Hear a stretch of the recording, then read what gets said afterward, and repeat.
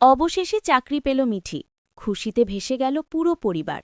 হ্যাঁ বন্ধুরা, চিরসখা আজকের পর্বে আমরা এমনটাই দেখতে পাব। সদ্য বিবাহিত মিঠির জীবনের সুখের শুরুটা খুব তাড়াতাড়িই ভেঙে যায়। বিয়ের মাত্র 2 দিন পর ফুলশয্যার রাতে হঠাৎই কৃষাণু মিঠির গয়নার বাক্সে একটি প্রেগন্যান্সি রিপোর্ট খুঁজে পায়।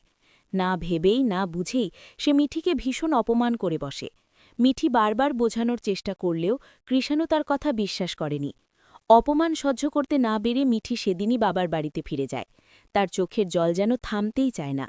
এদিকে কিছুদিন পর কৃষাণু বুঝতে পারে রিপোর্টটা পুরোপুরি ভুল ছিল, কেউ ইচ্ছা করে সেটা সেখানে রেখেছিল।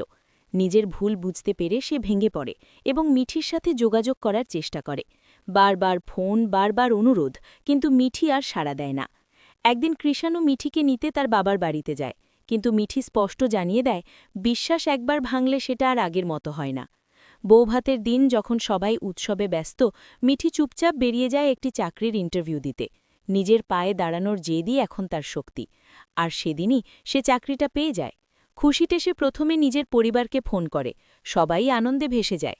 কিন্তু এই খবর শুনে সবচেয়ে বেশি খুশি হয় বর্ষা, মিঠির বৌদি, যে কখনোই মিঠির ভালো চায়নি। মিঠির সংসার ভেঙে যাওয়াতেই তার গোপন আনন্দ।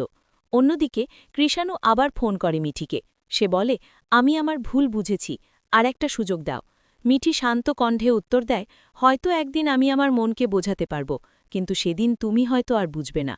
এই কথা বলেই সে ফোনটা কেটে দেয়। নতুন জীবনের পথে এগিয়ে যায় মিঠি, একাই কিন্তু শক্ত হয়ে। ভিডিওটি ভালো লাগলে অবশ্যই চ্যানেলটি সাবস্ক্রাইব করে পাশে থাকবেন।